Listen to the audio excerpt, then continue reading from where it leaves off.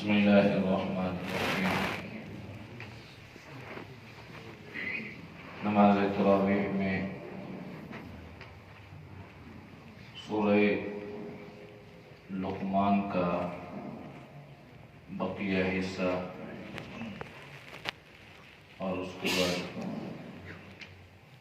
سورہ سجدہ، سورۃ الاحزاب، سورہ سبا اور فاتح تلاوت کی گئی۔ لقمان جو ہے یہ ایک اللہ کے ولی کا نام ہے، اور اسی مناسبت سے اللہ نے سورۃ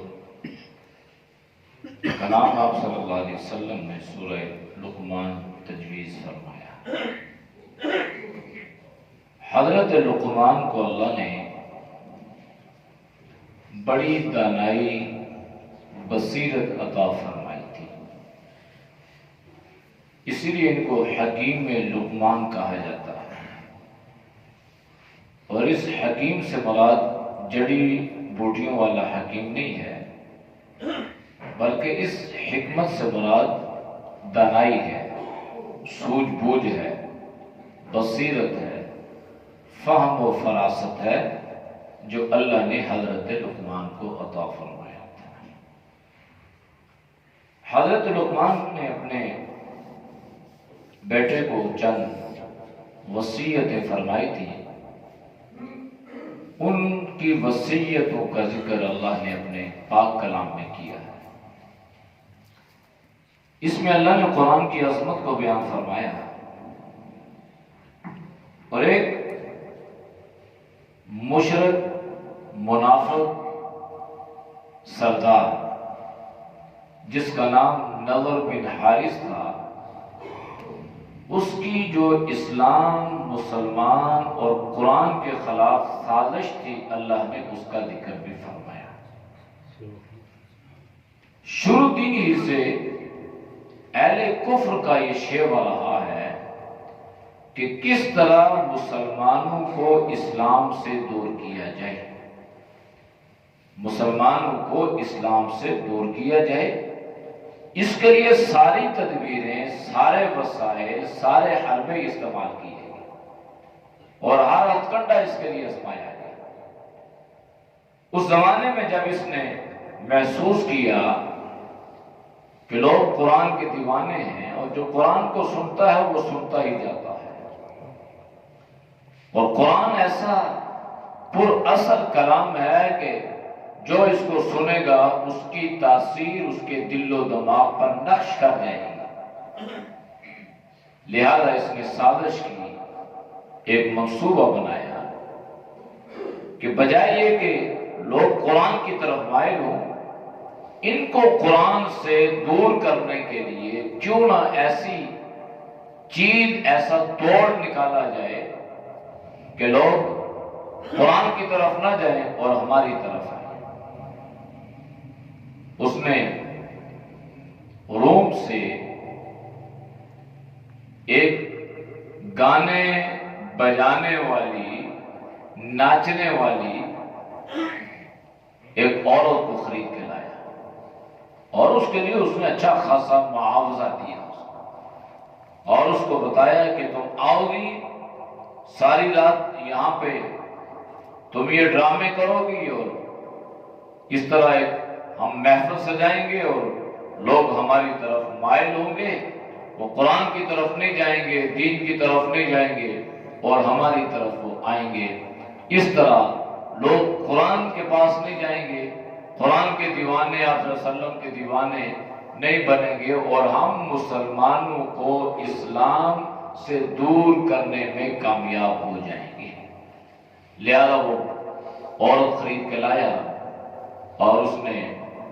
مکہ میں ایک بیٹھک، ایک جگہ، ایک مکان مختص کر دیا، اور اس کے لیے باقاعدہ اس کی تشہیر کی گئی، اور بتلایا گیا کہ یہاں پہ رات کو یہ پروگرام ہوگا، اور اس پروگرام میں شراب بھی چلتی ہے، اور اس میں گانے بھی چل رہے ہیں، اور ناچ گانا بھی ہو رہے ہیں۔ اب اس کے ذہن میں یہ تھا کہ جو اسلام لائے ہیں وہ بھی مائل ہوں گے، اور جو لوگ اسلام لا نہیں رہے مائل ہو رہے ہیں وہ بھی اس طرف آئیں گے اور اسلام نہیں لائیں گے۔ لہذا اس نے یہ پروگرام کیا اور قرآن میں اس کا ذکر فرمایا، وَمِنَ النَّاسِ مَن يَشْتَرِي اللَّهْوَ الْحَدِيثَ لِيُضِلَّ عَن سَبِيلِ اللَّهِ بِغَيْرِ عِلْمٍ وَيَتَّخِذَهَا هُزُوًا أُولَٰئِكَ لَهُمْ عَذَابٌ مُّهِينٌ۔ اس نے یہ منصوبہ بنایا کہ جہالت کی بنیاد پر اس نے یہ پروگرام کیا، اللہ نے اس کے پروگرام کو ناکام بنایا، اور قرآن میں اللہ نے ایسی تاثیر رکھی کہ اس کے باوجود جو سنتا تھا وہ آپ صلی اللہ علیہ وسلم پر فوراً ایمان لاتا تھا، اور کوئی مسلمان جس نے ایک دن کلمہ پہلے پڑھا ہو یا ابھی اسلام اس میں راسخ نہ ہوا ہو، وہ بھی مڑ کے اس پروگرام میں اس محفل میں نہیں گیا۔ چند دن اس کا یہ کھیل چلا، یہ تماشا چلا، اور بالآخر یہ تماشا اپنی موت آپ مر گیا، لیکن اللہ نے اسے یہ تنبیہ کر دی کہ تم اپنی سازش میں ناکام تو ہو گئے ہو، لیکن اس کی وجہ سے اللہ تمہیں ذلت آمیز عذاب عطا کرے گا، تم رسوا ہو جاؤ گے، تم ذلیل ہو جاؤ گے، اور یہ ذلت دنیا میں بھی ہے اور آخرت میں بھی ہے۔ لہذا جو اسلام کے خلاف سازش کرے گا، جو تدبیر کرے گا، جو منصوبہ بنائے گا، تو اللہ اس کی تدبیر اور منصوبے کو ناکام بھی کرے گا، اور اللہ اس کو ذلیل و رسوا بھی کرے گا۔ جناب لقمان علیہ السلام اپنے بیٹے سے فرما رہے ہیں کہ دیکھو، بنیادی طور پہ اللہ کا شکر ادا کرنا ہے کہ اللہ نے ہمیں انسان بنایا، اور پھر انسان بنانے کے بعد اللہ نے انسانیت ہمیں عطا فرمائی۔ بعض لوگ انسان تو ہیں لیکن وہ انسانیت کے دائرے سے باہر ہے، ان پر حیوانیت مغلوب ہے، اور قرآن نے بھی ذکر کیا ہے کہ ان کی آنکھیں ہیں لیکن دیکھتے نہیں ہیں، ان کے کان ہیں لیکن سنتے نہیں ہیں، ان کا دل و دماغ ہے لیکن سمجھتے نہیں ہیں۔ فرمایا یہ وہ لوگ ہیں اولئک کالانعام، یہ حیوان ہے، جانور ہے، بلکہ اس سے بھی بدتر ہے۔ انسان تب انسان رہتا ہے کہ وہ انسانیت کے دائرہ کار میں رہے، جو اللہ نے اس کی حدود مقرر کی ہے اس میں رہے۔ جب یہ اس مقرر کردہ حدود سے باہر نکلتا ہے تو یہ انسان نہیں رہتا، یہ حیوان بنتا ہے، اس پہ درندگی سوار ہوتی ہے، اس پر وحشی پن سوار ہو جاتا ہے۔ اس لیے باپ اپنے بیٹے کو اور بیٹا اپنے باپ کو قتل کر رہا ہے، اس لیے بھائی پہ ہتھیار اٹھا رہا ہے، اس لیے ہماری بہنوں کی عزت کو پامال کیا جا رہا ہے، اس لیے کہ ان پر انسانیت نہیں بلکہ حیوانیت غالب ہوتی ہے۔ اس لیے فرمایا کہ اس پہ اللہ کا شکر ادا کرو کہ اللہ نے ہمیں انسان بنایا، اور اللہ نے ہمیں انسانیت عطا فرمائی، اور اس حدود میں رہتے ہوئے اللہ نے ہمیں زندگی گزارنے کا ڈھنگ اور طریقہ سکھلایا، اور اللہ نے جو نعمتیں عطا فرمائی ہیں اس پہ اللہ کا شکر ادا کرو۔ اور پھر یہ بھی ذہن میں رکھو کہ اللہ خالق اور مالک ہے، اور اللہ بڑی غیرت اور حمیت والا ہے، لہذا اے بنیا یا بنیا لا تشرک باللہ، اللہ کے ساتھ شرک نہ کرنا، کسی غیر کو، کسی مخلوق کو اللہ کے ساتھ شریک نہ کرنا۔ یہ پارٹنرشپ، یہ شراکت، یہ اللہ کو پسند نہیں ہے، اور نہ اللہ اس کا محتاج ہے۔ یہ پارٹنر وہاں پہ ہوتے ہیں جہاں پہ ایک آدمی دوسرے کا محتاج ہو، جہاں پر محتاج نہیں ہے وہاں پہ پارٹنرشپ نہیں ہے۔ دنیاوی اعتبار سے کر دیکھا جائے تو دو پارٹنر آپس میں چل نہیں سکتے، 10 سال کاروبار کیا، 20 سال کیا، ایک وقت آئے گا کہ دو بھائی آپس میں جدا ہو جائیں گے، نہیں چل سکتے، مشکلات پیدا ہو رہی ہیں، آپس میں نہ اتفاقی اور نہ چاکی بڑھتی جا رہی ہے، کاروبار الگ کر دیا، دکانوں میں آپس میں انہوں نے دیواریں لگا دی، ایک بھائی کی ہو گئی، یہ دوسرے بھائی کی ہو گئی، تو یہ انسان کو پارٹنر برداشت نہیں کرتا، تو اللہ جو کسی کا محتاج ہے ہی نہیں ہے وہ کس طرح پارٹنر برداشت کر لے گا؟ اس لیے بنیادی طور پہ عقیدہ ہے، اور عقیدے کا تعلق انسان کے دل کے ساتھ ہے، اور یہ قیمتی چیز ہے، اس لیے اللہ نے اس کو مخفی رکھا ہے، چھپا کے رکھا ہے۔ انسان کے نظریات کے ساتھ ہے اس کا تعلق، لیکن عقیدہ مضبوط ہوگا تو اعمال اللہ کی بارگاہ میں قبول ہوں گے۔ پیچھے ایک آیت گزری ہے جس میں اللہ نے 17 انبیاء علیہ السلام کا اکٹھے ذکر فرمایا، نام لیا اللہ نے قرآن میں، اور نام لینے کے بعد فرمایا کہ وَلَوْ أَشْرَكُوا لَحَبِطَ عَنْهُمْ مَا كَانُوا يَعْمَلُونَ۔ یہ لو شرطیہ ہے کہ اگر بالفرض یہ انبیاء علیہ السلام بھی کسی قسم کے شرک میں مبتلا ہو جاتے تو اللہ ان کے اعمال کو بھی ضائع فرما دیتا۔ اس لیے شرک کی موجودگی میں اعمال قبول نہیں ہے۔ شرک سے نفرت یہ ایمان کی دلیل ہے۔ تو غور کرنا چاہیے کہ ہم کہیں لاشعوری طور پہ یا شعوری طور پہ کہیں دانستہ یا غیر دانستہ ہم کسی شرک میں مبتلا تو نہیں ہے، ہمارا عقیدہ اور نظریہ مضبوط ہے یا نہیں ہے؟ اس لیے فرمایا کہ شرک نہ کرنا، ان الشرک لظلم عظیم، شرک سے بڑا ظلم کوئی نہیں ہے۔ قتل بھی بڑا ظلم ہے، زنا بھی ظلم ہے، سارے ظلم ہیں، لیکن فرمایا سارے ظلموں میں سے بڑا ظلم وہ صرف شرک ہے۔ پھر فرمایا کہ دیکھو وَوَصَّيْنَا الْإِنسَانَ بِوَالِدَيْهِ، میں تمہیں اپنے والدین کے بارے میں وصیت کرتا ہوں کہ والدین کا حق جو ہے یہ ادا کرنا۔ ماں نے بالخصوص بڑی مشقت کی، تمہیں 9 ماہ تک پیٹ میں رکھا، درد برداشت کیے، جنم دیا، درد ذہ کو برداشت کیا۔ اس کے بارے میں فقہاء نے لکھا کہ اگر یہ درد ایک مرتبہ مرد کو ہو جائے تو زندگی بھر نام نہ لے، لیکن اللہ نے عورت کو برداشت کرنے کی صلاحیت بھی عطا فرمائی، اور اس پر اللہ نے عورت کو اجر بھی عطا فرمایا۔ حمل کی حالت میں حدیث میں اللہ کے نبی نے فرمایا کہ عورت اتنی تکلیف میں ہوتی ہے، وہ کروٹ بدلتی ہے تب بھی اسے تکلیف ہوتی ہے، اور اللہ نے اجر یہ رکھا کہ اس کی کروٹ بدلنے پر بھی اللہ اس کو نیکی عطا فرماتا ہے۔ اس لیے فرمایا کہ عورت بڑی مشقت سے اولاد کو پالتی ہے، پھر صورتحال یہ ہوتی ہے کہ اسے دودھ پلاتی ہے، اور یہ پریشانی اور مصیبت اور کمزوری اور ضعف کو بھی برداشت کرتی ہے،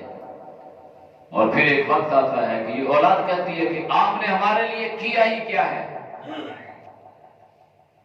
آپ نے ہماری زندگی تو آپ تو کچھ جانتے ہی نہیں ہو، بیکورڈ علاقے سے یا لوگوں سے آپ کا لنک اور تعلق ہے، یہ بھی سننا پڑتا ہے۔ اور پھر ایک وقت ایسا بھی آتا ہے کہ ماں الگ کونے میں ہے، باپ الگ کونے میں ہے، بالکل زندگی یوں پرندوں کی طرح قفس میں اور جال میں اور ایک کمرے میں محدود ہو کے رہ گئی۔ اس لیے اولاد کی اگر تربیت ہوگی دینی اعتبار سے تو پھر یاد رکھیں قسم سے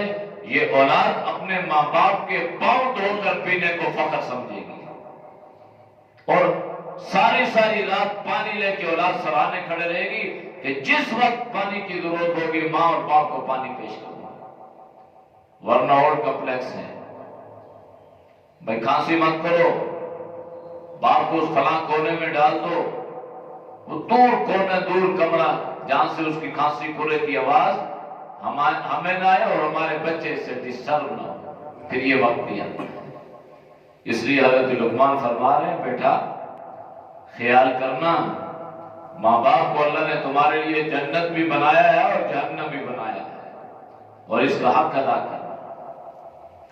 اور پھر یہ بھی فرمایا کہ دل میں رائی کے دانے کے برابر بھی تکبر مت کرنا، یہ چیز اللہ کو پسند نہیں ہے۔ عاجزی، انکساری، اور پھر یہ بھی فرمایا کہ بیٹے اقیم الصلاۃ، نماز قائم کرنا، وامر بالمعروف ونہی عن المنکر، اچھائی کی ترغیب اور برائی سے منع بھی کرنا۔ یہ نہیں ہے کہ اچھائی کو انسان اچھائی نہ سمجھے اور برائی کو برائی نہ سمجھے۔ جس کو اچھائی سمجھو دوسرے کو اس پہ لانے کی کوشش کرو، اور جس کو برائی سمجھو دوسرے کو اس سے روکنے کی کوشش کرو۔ ہم اس بات کے مکلف ہیں، ہدایت اللہ کے قبضے میں ہے، ہم ہدایت دینے کے مکلف نہیں ہیں کسی کو ہم ہدایت دیں، ہم صرف رہنمائی کے مکلف ہیں، بھائی یہ ٹھیک ہے یہ غلط ہے۔ وَاصْبِرْ عَلَىٰ مَا أَصَابَكَ، دنیا ہے نا، اس میں پریشانیاں آئیں گی، اذیتیں آئیں گی، بیماریاں آئیں گی، بڑھاپا آئے گا، طرح طرح کی باتیں سننے کو ملیں گی، تانے ملیں گے۔ فرمایا کہ وَاصْبِرْ عَلَىٰ مَا أَصَابَكَ، جو بھی تمہیں پریشانی مصیبت آئے گی اس پہ صبر ہی کرنا، اور صبر کا بدلہ جنت ہے، صبر کا بدلہ جنت ہے۔ انما يوفى الصابرون اجرهم بغیر حساب۔ تو یہ حضرت سلیمان علیہ السلام، حضرت لقمان علیہ السلام نے اپنے بیٹے کو وصیتیں کی، اللہ نے ان وصیتوں کو قرآن کا حصہ بنا دیا، اس لیے کہ یہ ساری کی ساری چیزیں ہماری رہنمائی اور ہدایت کا ذریعہ بنتی ہیں، اور اگر ہم ان چیزوں کو اپنا لیں گے، کہ وصیتوں پہ عمل کریں گے، تو اللہ پاک ہماری اس دنیا کو بھی بہتر کرے گا، اور آخرت تو انشاءاللہ پھر یقینی ہے، لیکن دنیا بھی اللہ بہتر فرما دے گا۔ سورہ حامیم سجدہ جو ہے، اس کی فضیلت جناب نبی کریم صلی اللہ علیہ وسلم نے بیان فرمائی، مجرموں کا اللہ نے ذکر فرمایا۔ دنیا میں بڑے بڑے نام ہیں، فلاں ہے فلاں ہے، القابات ہیں، اور ایک روب اور دبدبا اور ایک دھاک ہے۔ کل دیکھیں گے کہ یہ تو جو بڑے بڑے نام ہمارے سامنے آ رہے تھے، یہ تو ناقصوا ولا رؤوسہم عند ربہم، یہ تو اپنے رب کے سامنے بالکل شرمندگی سے کھڑے ہیں۔ وَلَوْ تَرَىٰ إِذِ الْمُجْرِمُونَ ناقصوا رؤوسہم عند ربہم ربنا ابصرنا وسمعنا فارجعنا نعمل صالحا انا موقنون۔ یہ مجرم کہیں گے یا اللہ اب ہمیں سمجھ آ گئی کہ جو تم کہتا تھا وہ کرتا تھا، جنت اور جہنم پہ اور اس پہ ہمیں یقین نہیں تھا، بس ہم دنیا کی دولتوں میں اور دنیا کے عہدوں میں اور دنیا کی لذتوں میں ہم اتنے مست رہے کہ ہم نے تو خیال ہی نہیں کیا کہ آخرت بھی کوئی زندگی ہے۔ لہذا اللہ تو ہمیں دوبارہ بھیج دے، فرجینا ہمیں لوٹا دے، نعمل صالحہ ہم جا کے نیک عمل کریں اور پھر ہم تیری بات پہ یقین کریں، چونکہ وہ دوبارہ لوٹانے کی جگہ نہیں ہے۔ اللہ نے اس لیے مجرموں کا ذکر کر دیا تاکہ ہم ایسے اعمال نہ کریں کہ کل ہمیں شرمندگی اور ذلت کا سامنا کرنا پڑے، بلکہ ایسے اعمال کر کے جائیں کہ کل ہمارے لیے عزت، بخشش اور مغفرت کا ذریعہ بنے۔ اللہ عمل کی توفیق نصیب